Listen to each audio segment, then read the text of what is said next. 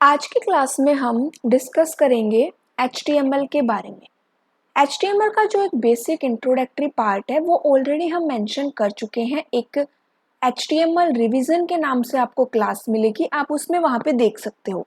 वहाँ पे एकदम बेसिक से नाम रिवीजन है, लेकिन एकदम बेसिक से इंट्रोडक्टरी पार्ट से वहाँ पे स्टार्ट किया गया है। ठीक है, DHTML की लास्ट क्लास में हमने बात कर ली थी।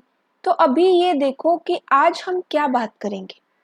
अब HTML में कुछ इम्पोर्टेंट से टॉपिक्स है, जैसे कि टेबल, फ्रेम एंड फॉर्म्स। ये तीन टॉपिक काफ़ी इम्पोर्टेंट रहते हैं किसी भी PGT एग्ज़ाम के लिए। इनमें से ज़्यादा इंट्रोडक्टरी पार्ट में अगर उसने नहीं पूछा तो वो इन तीन में से क्या है क्वेश्चन पूछने के चांसेस रहते हैं। आपने एग्ज़ाम में देखा भी होगा, पूछ लिया जाता है कि इनमें से कौन सा बटन इनपुट टाइप का है, टेबल में कौन से एट्रीब्यूट होते हैं, टेबल के किस एट्रीब्यूट से बैकग्राउंड कलर लगता है, गेट एंड पोस्ट मेथड कौन सा है, फ्रेम के बारे में पूछ लेता है। ठीक है, फ्रेम्स में आप कॉलम को कैसे करते हो यूज, रोज को कैसे स्पैन करते हो, इस टाइप के यहाँ पे क्वेश्चन आ जाते हैं। तो आज की क्लास में हम HTML के ये दो पोर्शन को हम कवर करेंगे, टेबल्स एंड फ्रेम्स को। उसके बाद हम नेक्स्ट क्लास में टेबल में जो फॉर्म होते हैं, फॉर्म्स के बारे में हम डिस्कस करेंगे। HTML का फुल फॉर्म क्या होता है? Hyper text markup language. किसने बनाई थी? टिम बर्नर्स ली ने बनाई थी। कब बनाई थी? 1991 में बनाई थी। टोटल कितने वर्जन आ गए हैं? टोटल 5 वर्जन है। HTML 5th चल रहा है फिलहाल। ठीक है, किस में यूज बनाते हो आप HTML को?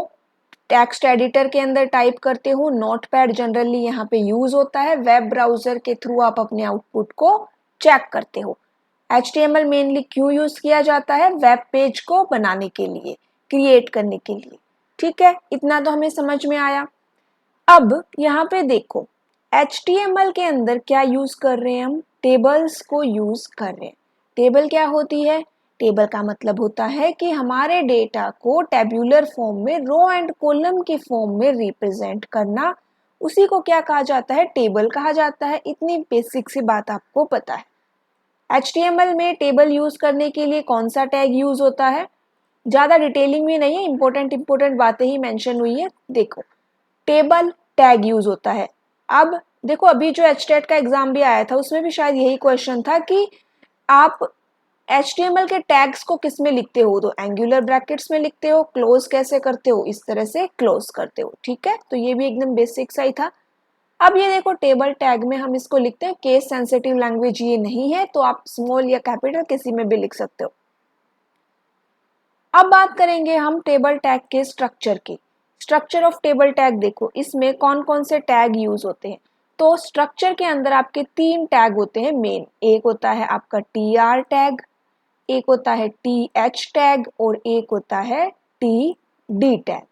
स्टार्टिंग आपने किससे कर ली? टेबल टैग से स्टार्ट कर लिया। अब टेबल आप बनाने जा रहे हो, इसमें आपको क्या ऐड करना पड़ेगा? इसके अंदर आपको रो ऐड करनी पड़ेंगी, रोज ऐड करनी पड़ेंगी। तो ये रो किससे ऐड करोगे आप? TR टैग से हम क्या ही करते हैं? टेबल में रोज बनाते हैं। ठीक है, उसके बाद रोज हमारी यहाँ पे बन गई। अब हमें क्या लिखना है? यहाँ पे हेडर। आप स्टार्टिंग में हेडर लिखते हो ना, रोल नंबर, स्टूडेंट नेम। तो ये क्या है? आपका हेडर वाला डेटा है। हेडर वाला डेटा आप किससे एंटर करते हो? TH टैग से। फुल फॉर्म देखो, टेबल रो, TH है टेबल हेडर एंड TD है टेबल डेटा। तो टेबल के अंदर डेटा एंटर करने के लिए दो टैग्स यूज होते हैं, TH tag and TD tag. जहां पे जो TH टैग है आपका, वो हेडर से रिलेटेड डेटा को क्या करता है? हेडर से रिलेटेड डेटा इसके अंदर हम क्रिएट करते हैं एंड जो रिमेनिंग डेटा है वो आपका TD टैग की हेल्प से क्रिएट होता है। तीनों टैग समझ में आए? टेबल के अंदर TR हो गया, table row, table header and table data. ठीक है, TH हेडर। हेडर का मतलब अगर आप इसमें 3 TH लगा रहे हो तो यहाँ पे 3 बार हेडर लिख देगा, ऑटोमेटिकली कॉलम्स क्रिएट हो जाएंगे 3। अब ये जो TH टैग है, बाय डिफॉल्ट ये क्या करता है? इतना आपको समझ में आया कि ये हेडर से रिलेटेड काम करता है। ठीक है, इसके अंदर आप कुछ भी टाइप करोगे तो बाय डिफॉल्ट वो देखो डेटा कैसा होता है, बोल्ड फेस का होगा। ये जो आपको गहरे ब्लैक कलर के दिख रहे हैं ना, ये बोल्ड है। तो बाय डिफॉल्ट क्या होता है वो ध्यान दे लो, बाय डिफॉल्ट होता है बोल्ड फेस और सेंटर अलाइंड। ठीक है, टीएच टैग का data by default centre aligned होता है एंड बोल्ड फेस होता है। और ये जो टीडी का डेटा है वो कैसा होगा, उसकी फॉन्ट होगी रेगुलर एंड वो लेफ्ट अलाइंड होगा। यहाँ से हमें आपको क्या पता चला कि जो टीएच टैग है उसमें फॉन्ट का लैंग्वेज कैसा रहेगा, फॉन्ट आपका कैसा रहेगा, बोल्ड फेस रहेगा एंड सेंटर वो अलाइंड रहता है। और जो टीडी है उसमें रेगुलर फॉन्ट रहेगा और वो लेफ्ट अलाइंड रहेगा। ठीक है, अब ये सब हम कहाँ लिखते हैं, तो देखो आपने लिखी टेबल टैग। ठीक है, टेबल टैग के अंदर आप क्या लिखोगे, फिर आप टेबल टैग के अंदर लिखोगे टीआर टैग। ठीक है, ये टेबल टैग, फिर इसके नीचे टीआर टैग, फिर टीआर टैग के अंदर आते हैं क्या, टीएच और टीडी टैग। तो ये बात ध्यान रखना कि टीएच और टीडी टैग किसके अंदर आते हैं, टीआर टैग के अंदर, और टीआर टैग किसके अंदर आता है, टेबल टैग के अंदर। ठीक है, इतना हमें समझ में आ गया टेबल टैग का स्ट्रक्चर। अब ये जो टेबल टैग है इसके एट्रीब्यूट्स होते हैं, कौन कौन से एट्रीब्यूट होते हैं कि आप एक सिंपल सी टेबल बना रहे हो, आप उसके अंदर कुछ और फीचर्स ऐड करना चाहते हो उसको और इंटरेक्टिव बनाने के लिए। HTML है क्या, HTML लुक की ही तो बात करता है, HTML वेब पेजेस को लुक ही देता है। तो उसी लुक के लिए यहाँ पे टेबल टैग क्या है, कुछ एट्रीब्यूट्स को यूज करता है। सबसे पहला टैग है इसके अंदर बॉर्डर टैग। ये सारे टैग टेबल टैग के अंदर है, तो मतलब कि आप जब यहाँ पे टेबल लिखोगे, यहाँ पे टेबल लिखोगे तो उसके आगे हम ये सारे टैग्स यूज करेंगे। ठीक है, इतनी बात आपको समझ में आती होगी। अब यहाँ पे देखो बॉर्डर का मतलब क्या होता है, तो बॉर्डर का मतलब आप समझ सकते हो कि ये क्या है, मेरे बॉर्डर्स हैं। ये क्या है, मेरे बॉर्डर्स है inside the lines and outside the lines of A table. ये क्या हो गई, आपके बॉर्डर्स हो गए। एंड ये जो 4 लाइंस है ये मेरी क्या कहलाएगी, टेबल की बॉर्डर कहलाएगी। टोटल यहाँ पे 6 लाइन प्रेजेंट हुई है एंड ये जो 4 लाइन है ये क्या है, आपकी टेबल के बॉर्डर है। अब टॉप, बॉटम, लेफ्ट, राइट, कौन सा बॉर्डर आप देखना चाहते हो, कौन सा हाइड करना चाहते हो, तो वो आप यहाँ पे कर सकते हो। जो बॉर्डर टैग है उसके अंदर आप कैसी टाइप की वैल्यू दोगे, तो बॉर्डर टैग के अंदर हम एक नंबर की वैल्यू देंगे कि border is equal to 1, border is equal to 2, border is equal to 4।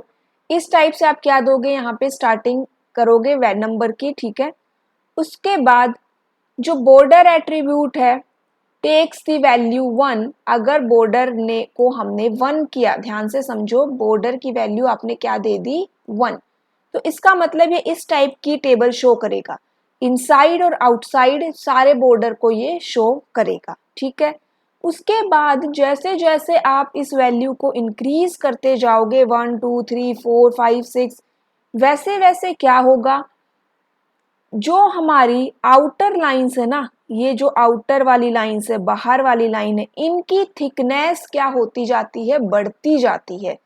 क्या हो जाएगी, इनकी थिकनेस बढ़ती जाएगी। The value larger than 1 only thickens the outer lines. ध्यान रखना, आउटर लाइन की थिकनेस बढ़ती है, leaving the inside lines to 1 pixel point. और अंदर वाली की क्या हो जाएगी, केवल 1 पिक्सल पॉइंट रहेगी, बाहर वाले की थिकनेस बढ़ती जाएगी, बाहर वाली लाइंस की। और ये आपको एक 3D व्यू देगा। जैसे कि अगर आप इस वैल्यू को 40 कर दोगे ना, तो ये आपकी टेबल और इसके बाहर इतनी वाली वैल्यू, इतनी थिकनेस पे ना एक अलग से आपको डिजाइन सा शो होगा। तो ये क्या देगा, आपको एक 3D इफेक्ट देता है जैसे जैसे आप बॉर्डर की वैल्यू को इंक्रीज करते जाओगे।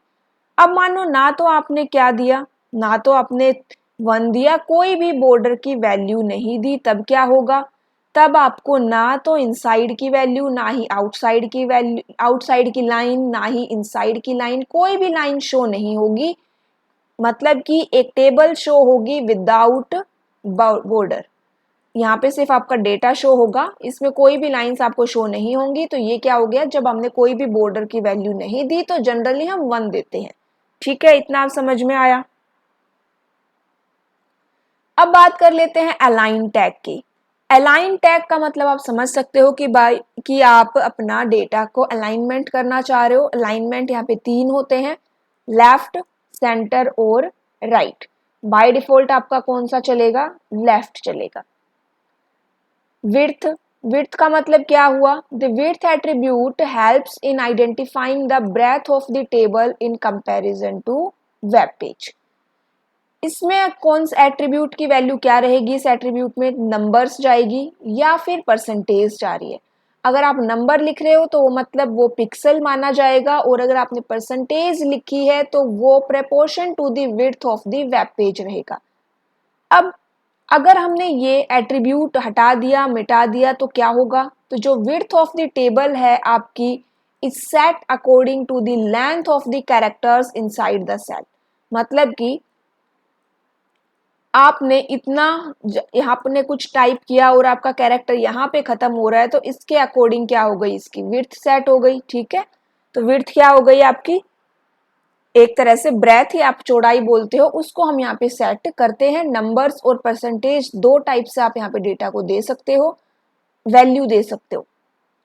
उसके बाद आता है बॉर्डर कलर। बॉर्डर कलर आप समझते होंगे, ये जो मेरी टेबल है इसका कलर क्या होना चाहिए? बाय डिफॉल्ट क्या होता है? इसका ग्रे कलर होता है।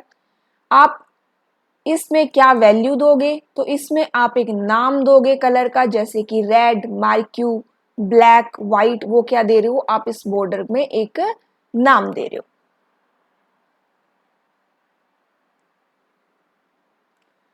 उसके बाद देखो बाय डिफॉल्ट क्या है आपका? ग्रे कलर है। उसके बाद है बीजी कलर। देखो ये बीजी कलर और बैकग्राउंड, ये दो कंफ्यूजन वाले यहाँ पे वर्ड्स है। एग्जाम में पूछ लिया जाता है कि आप टेबल का बैकग्राउंड कैसे चेंज करोगे। तो जनरली नाम से हमें पता चलेगा कि भाई हम जल्दबाजी में बैकग्राउंड लगा आएंगे, क्योंकि बैकग्राउंड का नाम आ रहा है तो बैकग्राउंड चेंज हो जाएगा, है ना। और यहाँ पे क्या हो जाएगा? आपका आंसर गलत हो जाएगा। क्यों? क्योंकि बीजी कलर हमारा आंसर रहेगा। अब दोनों में डिफरेंस क्या है? देखो, बीजी कलर जो है वो आपके टेबल का बैकग्राउंड चेंज करता है। याद रखना, बैकग्राउंड कौन चेंज करता है? BG colour. इस बीजी कलर को आप किस टाइप की वैल्यू देते हो? तो या तो आप कलर का नाम लिखो सीधा सीधा, या फिर आप उसकी कोई हेक्साडेसिमल में जो वैल्यू होती है, जैसे 000 ये वाली वैल्यू होती है, आप उसको लिखो। तो इसमें दो टाइप की वैल्यू जाती है, या तो उस कलर का नाम या फिर उसकी हेक्साडेसिमल वैल्यू। ठीक है, यहाँ पे देखो table border is equal to 1, BG colour is equal to pink. तो ये क्या हो जाएगा? टेबल का जो बैकग्राउंड है वो पिंक कलर का हो जाएगा। ये क्या होगा? आपकी पूरी टेबल का बैकग्राउंड चेंज होगा। आप चाहते हो कि मेरी सिर्फ इस एक सेल का ही बैकग्राउंड चेंज हो, या फिर सिर्फ इस एक कॉलम का बैकग्राउंड चेंज हो, तब आप क्या करोगे? तब आप बीजी कलर को ये जो TH tag and TD tag है इनके साथ यूज करना। ठीक है, ये तो बात हुई बीजी कलर की। अब बैकग्राउंड क्या करता है? तो बैकग्राउंड भी बैकग्राउंड को चेंज करता है टेबल का, लेकिन ये याद की इमेज या कोई पिक्चर ये इससे चेंज करता है। बीजी कलर से आप एक सिंपल कलर लगा देते हो बैकग्राउंड में, लेकिन जो बैकग्राउंड एट्रीब्यूट है इससे आप कोई इमेज क्या लगाते हो? बैकग्राउंड में लगाते हो। अब बात कर लेते हैं वैल्यू की। तो बैकग्राउंड में क्या वैल्यू जाती है? वैल्यू जाती है आपकी इमेज का पाथ, आपकी इमेज का एड्रेस। ठीक है, एड्रेस या path of the picture. Picture कैसी हो सकती है? बिटमैप या फिर ग्राफिक्स इमेज। अगर आप चाहते हो कि वो पिक्चर केवल एक सेल में लगे तो आप TH और TD टैग के साथ उसको यूज कर सकते हो। इतना में समझ में आ गया। अब ये जो हमने दो एलिमेंट की बात करी थी, TH और TD एलिमेंट, TH हेडर के साथ काम करेगा, TD आपका रिमेनिंग डेटा के साथ काम करता है। इनके एट्रीब्यूट्स और देख लो यहाँ पे। एक आता है अलाइन। अलाइन सिंपल है, लेफ्ट, सेंटर, राइट। जैसा हमने टेबल टैग में बात किया वैसे ये यहाँ पे यूज होता है। यहाँ पे जो नया है वो है वी अलाइन, वर्टिकल अलाइन भी बोल देते हैं। वी अलाइन क्या करता है? आपकी वैल्यू को टॉप, मिडल, बॉटम इनमें अलाइन करेगा, to vertically align the text inside a cell. ठीक है, इतना में समझ में आया। टॉप, मिडल और बॉटम में वर्टिकली अलाइन करेगा। नो रैप, नो रैप का मतलब क्या होता है कि आप कुछ टेक्स्ट अगर टाइप कर रहे हो, ये आपकी सेल की साइज है, तो इससे बाहर आपका डेटा नहीं जाएगा, ठीक है। ऑटोमेटिकली आपका क्या हो जाएगा, डेटा इसके अंदर फिट हो जाएगा, इसका साइज क्या हो जाएगा, इंक्रीज हो जाएगा एंड आपका एक सिंगल लाइन में क्या आएगा, आपका डेटा शो होगा। इस सेल से बाहर आपका डेटा नहीं जाएगा अगर आपने नो रैप को यूज किया है। फिर आता है col span and row span, ये दो इंपॉर्टेंट है यहाँ पे। कॉल स्पैन क्या होता है, कॉल स्पैन क्या करेगा, आपके कॉलम्स को मर्ज करेगा, ठीक है। ये टेबल टैग के साथ यूज नहीं होता, ये आपका टीएच और टीडी टैग के साथ ही यूज होता है। फिर रो स्पैन क्या करेगा, तो रो स्पैन में हम क्या करते हैं, ये भी मर्ज ही करता है। एक बार मैं इसको टेबल से अगर आपको समझाऊं तो देखो, यहाँ पे मैंने दो रो को मर्ज किया, एक रो के दो कॉलम को मर्ज किया तो कॉल स्पैन हो गया। और यहाँ पे मैंने ये तीन जो मेरे एक कॉलम है उसकी तीन रो को मैंने मर्ज कर दिया, तो ये क्या हो गया, मेरा रो स्पैन हो गया। रो स्पैन को आप साइड बार के लिए भी यूज करते हो, जैसे एक साइड बार लग जाता है ना, ये भी मर्ज्ड सेल ही कही जाती है, लेकिन यहाँ पे आप सिंपली कॉलम्स को मर्ज कर रहे हो एंड यहाँ पे आप एक ही कॉलम की रोज को मर्ज कर रहे हो, तो ये col span and row span होता है। उसके बाद एक टेबल के अंदर आता है कैप्शन टैग। कैप्शन टैग क्या होता है, जैसे आपने ये टेबल बनाई और यहाँ पे नीचे आपके टेबल का नाम लिखा दिखाई दे, वो होता है कैप्शन। इसके लिए कौन सा टैग यूज कर रहे हो, आप कैप्शन टैग यूज कर रहे हो। कैप्शन को आप जनरली ये टॉप में दिखाई देता है, लेकिन आप इसमें अलाइन एट्रीब्यूट को यूज करके टॉप और बॉटम कहीं पे भी देख सकते हो। तो कैप्शन टैग आप या तो टॉप में लगाओगे या फिर बॉटम में लगाओगे। जनरली ये आपका टॉप में होता है और बोल्ड होता है एंड सेंटर में रहता है। इस बात को ध्यान रखना, बाय डिफॉल्ट ये बोल्ड रहेगा, सेंटर में रहेगा, टॉप पे रहेगा। अब ये सिंपल सा देखो, एक पूरा एक एग्जांपल है जिसके अंदर ये सारे टैग यहाँ पे यूज किए गए हैं। HTML रूट एलिमेंट है, हेड टाइटल हमने कुछ दिया नहीं है। बॉडी टैग के अंदर आपने टेबल्स को यूज किया है, बॉर्डर 2 दिया, अलाइन सेंटर है, बैकग्राउंड चेंज हो गया, बीजी कलर पिंक है, विड्थ 100% है। कैप्शन में align is equal to bottom कर दिया, ये आपका टेबल का नाम रहेगा। फिर यहाँ पे TR टैग स्टार्ट किया, उसके अंदर TH लिया, हमने कॉल स्पैन कर रहे हैं 2, तो मतलब कि जो पहली दो रो हो जाएगी वो इस तरह से मर्ज होके दिखाई देगी। यहाँ पे TD रो स्पैन आप इस तरह से यूज कर सकते हो, ठीक है। तो ये जब कोई ऐसा मेन वो नहीं है, सिर्फ आपको बताने के लिए लिखा गया है कि आप कैसे इन टैग्स को यूज करोगे। इतनी बात हमें समझ में आई। अब एक टेबल के अंदर दो इंपॉर्टेंट टर्म और आती है, एक होती है सेल स्पेसिंग और एक होती है cell padding. Cell spacing and cell padding ये मैंने पहले भी डिस्कस किया है, एक बार और देख लो कि ये दोनों टर्म्स क्या होती है, क्योंकि ये टेबल से रिलेटेड ही है और हम टेबल की बात कर रहे हैं, तो एक बार इसको और देख लेते हैं। तो यहाँ पे देखो, सेल स्पेसिंग होता है कि जो सेल है उनके बीच में कितना स्पेस है। जैसे ये मेरी एक टेबल है एंड ये जो सेल बन रही है, इन सेल के बीच में आपको गैप दिख रहा है ना, तो ये गैप मैं दे पा रही हूँ सेल स्पेसिंग की हेल्प से, ठीक है। सेल पैडिंग क्या होता है, सेल पैडिंग होता है कि टेबल की जो सेल है उसके बॉर्डर और कंटेंट के बीच में कितना स्पेस है, ठीक है। क्या समझ में आया, सेल पैडिंग आपका कंटेंट और सेल के बॉर्डर के बीच में कितना स्पेस है वो डिफाइन करता है। सेल स्पेसिंग जो एडजेसेंट सेल्स होती है उनके बीच में कितना स्पेस है उसको डिफाइन करता है। तो ये आपकी cell spacing and cell padding. अब चलिए बात कर लेते हैं फ्रेम्स की। किसकी बात करेंगे अब हम, फ्रेम्स की। अब फ्रेम क्या होता है, तो ये ध्यान से देखो, जो फ्रेम होता है वो आपकी स्क्रीन को सेपरेट विंडोज में डिवाइड कर देता है। जनरली अगर आप फ्रेम यूज नहीं करते तो HTML में आपने वेब पेज लगाया तो आपको एक पूरे पेज पे वो एक सिंगल वेब पेज दिखाई देता है। कई बार आपने देखा होगा, आप जब भी गूगल पे कुछ सर्च करते हो या कोई वेबसाइट ओपन करते हो तो यहाँ साइड में उसका मेन्यू चल रहा होता है एंड आप किसी भी मेन्यू पे क्लिक करो, राइट साइड में यहाँ पे वो आपको वो उसमें मेन्यू में क्या है वो आपको यहाँ पे ओपन दिखाई देता है side by side.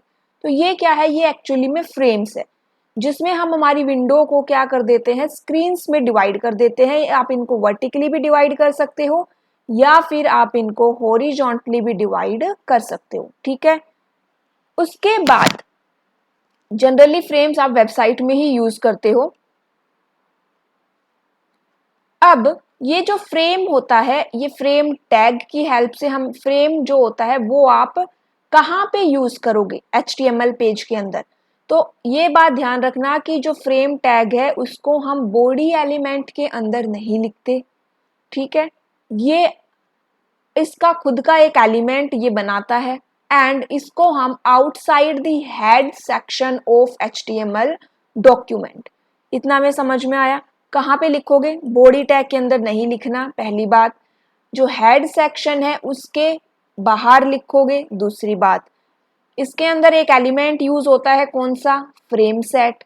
Frame set क्या होता है, frame set is the parent element that defines the characteristics of individual frame pages. तो फ्रेम अगर आपको बनाने हैं तो आपको क्या यूज करना पड़ेगा, फ्रेम सेट एलिमेंट को यूज करना पड़ेगा। यहाँ पे देखो सिंपल सा सिंटैक्स है इसका, HTML हेड क्लोज हो गया, उसके बाद हमने क्या लिखा है यहाँ पे, फ्रेम सेट आपने लगाया है। ये आपका फ्रेम सेट है। ये फ्रेम सेट का एक एट्रीब्यूट है कॉल्स, जिसमें दो वैल्यू जा रही है। दो वैल्यू क्यों जाती है कि हम यहाँ पे दो में डिवाइड कर रहे हैं, ठीक है। तो यहाँ पे मैंने परसेंटेज में दो वैल्यू दी है। उसके बाद फ्रेम सेट के अंदर भी एक टैग यूज होता है, वो है आपका फ्रेम टैग। कौन सा टैग यूज होता है, फ्रेम टैग। फिर फ्रेम टैग का एक एट्रीब्यूट है SRC। ये SRC एट्रीब्यूट कंपलसरी एट्रीब्यूट होता है और इसके अंदर आप कौन सा पेज देखना चाहते हो उस पेज का एड्रेस रहेगा। ये आपका लेफ्ट वाला शो करेगा, ये आपका राइट वाला। मान लीजिए यहाँ पे मैंने दो पार्ट्स में डिवाइड किया, तो जो पहले वाले नंबर पे आएगा वो लेफ्ट, फिर उसके बाद जो आएगा वो उसके बाद, एक और लिखते तो वो उसके बाद, ठीक है। इसी सीरीज में आपके पेजेस ये शो होंगे एंड ये यहाँ पे एड्रेस इनका रहेगा। फ्रेम सेट यहाँ पे क्लोज हो गया, HTML को हमने क्लोज कर दिया। तो ये क्या था, बेसिक सा सिंटैक्स था फ्रेम सेट एलिमेंट का। अब इसके एट्रीब्यूट्स की अगर आप बात करो, फ्रेम सेट के एट्रीब्यूट्स क्या होते हैं, तो फ्रेम सेट के एट्रीब्यूट होते हैं कि आप उनको हॉरिजॉन्टली डिवाइड करना चाहते हो अपनी स्क्रीन को या वर्टिकली। सबसे पहली बात तो यही आ जाती है। अगर आप हॉरिजॉन्टली डिवाइड करना चाहते हो तो एट्रीब्यूट यूज करना है रोज। क्या यूज करेंगे हम, रोज। इसके अंदर वैल्यू कैसे दोगे, या तो आप परसेंटेज में वैल्यू दे दो कि भाई 50%, पहले पोर्शन को 50% मिले और बाद में लगा दो आप स्टार, और जो रिमेनिंग पोर्शन रह गया वो बाकी को मिलेगा, ठीक है। तो इस तरह से यूज कर सकते हो। उसके बाद कॉलम्स में डिवाइड करना है, वर्टिकली डिवाइड करना है, तो आप कॉल्स यूज करोगे, यहाँ पे वैल्यू सेम इसी तरह से जाएगी। स्टार का मतलब होता है कि एक बार जितना पोर्शन यूज हो चुका है टोटल 100% ही रहेगा। ये बात ध्यान रखना, टोटल 100% में से ही ये चीजें कैलकुलेट हो रही है। फिर यहाँ पे थर्ड आता है बॉर्डर। इसके अंदर आप वैल्यू ऑफ नंबर दे रहे हो। बॉर्डर का मतलब क्या हो गया, जो आउटर बॉर्डर है उसकी वैल्यू को इंक्रीज करना, विड्थ को इंक्रीज करना। फिर है फ्रेम बॉर्डर। फ्रेम बॉर्डर में भी नंबर वैल्यू जाती है। फ्रेम बॉर्डर में क्या होता है कि इसके अंदर जो आप अलग से स्क्रीन बना रहे हो ना, उसके बॉर्डर को इंक्रीज या डिक्रीज करना। अगर आप फ्रेम बॉर्डर यूज नहीं करते हो, इसकी वैल्यू 0 है, तो यहाँ पे क्या होगा, जो भी आपने फ्रेम क्रिएट किया है उसमें कोई एक्स्ट्रा लाइंस आपको दिखाई नहीं देगी। नेटस्केप नेविगेटर के अंदर ये यूज होता है। Frame spacing. फ्रेम स्पेसिंग का मतलब क्या होता है कि अगर हम इसकी वैल्यू को 0 कर दे, फ्रेम स्पेसिंग की वैल्यू को अगर आपने 0 कर दिया, तो जो दो फ्रेम आप बना रहे हो उनमें जो ग्रे लाइंस आपको शो होंगी ना, ये उनको रिमूव कर देगा। It removes the grey lines appearing between the two frames. अगर आपने इसको 0 नहीं किया, आप इसको कोई और वैल्यू दे रहे हो, तो ये ग्रे लाइन क्या हो जाएंगी, इनकी विड्थ इंक्रीज हो जाएगी। तो ये क्या थे, आपके फ्रेम सेट के एट्रीब्यूट्स थे। अब फ्रेम सेट की बात हो गई, अब उसके अंदर हमने एक फ्रेम टैग भी यूज किया था, तो उसके एट्रीब्यूट भी देख लो। SRC यहाँ पे कंपल्सरी है, कंपलसरी है, मैंने बताया कि इसके अंदर आप एड्रेस लिखोगे जो भी वेब पेज आप ओपन करना चाहते हो उसका। स्क्रोलिंग, स्क्रोलिंग में देखिए 3 वैल्यू जाएगी, या तो यस या ऑटो या नो। अगर आप यस देते हो इसका मतलब कि will insert both the scrolls, दोनों स्क्रोल यहाँ पे इंसर्ट हो जाएंगे। ऑटो का मतलब क्या हो गया, will insert the scroll only when the content of the sub window are not visible. Auto वाला अगर आप यूज कर रहे हो तो ये स्क्रोल को कब इंसर्ट करेगा, स्क्रोल मतलब horizontal scroll bar, vertical scroll bar, ये वाला स्क्रोल कब इंसर्ट करेगा, जब सब विंडो में कुछ भी विजिबल नहीं है। ठीक है, आपने अगर नो यूज किया है तो ये कोई भी स्क्रोल को इंसर्ट नहीं करेगा। उसके बाद आता है नो रीसाइज। ये एट्रीब्यूट क्या करेगा, अगर आपने नो रीसाइज एट्रीब्यूट यूज किया है तो आप वेब पेज में फ्रेम के साइज को एडजस्ट नहीं कर सकते। ठीक है, वो फिक्स हो गया। नेम, इसमें आप क्या करोगे, अपनी फ्रेम का एक नाम दोगे। टारगेट, टारगेट के अंदर क्या करेंगे कि आपका डॉक्यूमेंट कहाँ पे ओपन होना चाहिए वो वैल्यू हम यहाँ पे डिफाइन करेंगे। अब एग्जाम्पल देखो फ्रेम सेट का, तो फ्रेम सेट यहाँ पे कॉल्स मतलब वर्टिकली डिवाइड हो रहा है 120 स्टार। यहाँ पे कॉल्स में क्या डिवाइड हो रहा है, ये 20 है। ठीक है, 120 नहीं है, 20 है, 20 स्टार। अब इसका मतलब क्या हुआ, फर्स्ट जो आपका ये ठीक है 120 है। अब 120 क्यों ठीक है, मैंने क्योंकि यहाँ पे ध्यान से देखो ये पिक्सल की बात हो रही है, परसेंटेज होता तो ये 100 होता, लेकिन ये पिक्सल की बात हो रही है तो 120 पिक्सल। अब इसने लेफ्ट एंड राइट दो पार्ट्स में क्या कर दिए, अपनी विंडो को डिवाइड कर दिया है। फर्स्ट जो लेफ्ट पार्ट है उसको कितना साइज मिला है, 120 पिक्सल, और जो रेस्ट पोर्शन है, रेस्ट पार्ट है, वो किसको मिलेगा, वो सेकंड वाले को मिल जाएगा। फर्स्ट वाले पार्ट में क्या ओपन होगा आपका, एसआरसी में क्या जा रहा है, मेन्यू ओपन होगा, एंड सेकंड वाले में आपका ये मेन पेज ओपन रहेगा। इतना हमें समझ में आया, इस टाइप से आप यूज कर सकते हो। ठीक है, तो ये क्या था, एक छोटी सी क्लास थी जिसमें हमने टेबल के बारे में बात करी, फ्रेम्स के बारे में बात करी। नेक्स्ट क्लास में हम फॉर्म्स के बारे में बात करेंगे कि रेडियो बटन कैसे क्रिएट होता है, चेक बॉक्स कैसे बनते हैं, सिलेक्ट क्या काम करता है, इनपुट टाइप कौन कौन से एलिमेंट है, इनके बारे में हम नेक्स्ट क्लास में बात करेंगे।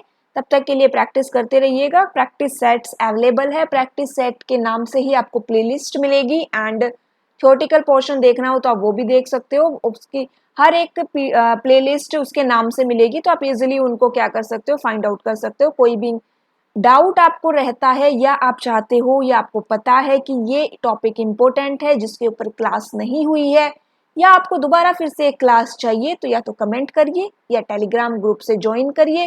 टेलीग्राम ग्रुप का लिंक आपको डिस्क्रिप्शन बॉक्स में मिलेगा, एंड वहां पे भी आप अपने टॉपिक को बता सकते हो। एग्जाम से पहले हम उस टॉपिक को जल्दी से जल्दी कवर करने की ट्राई करेंगे। ठीक है, थैंक यू।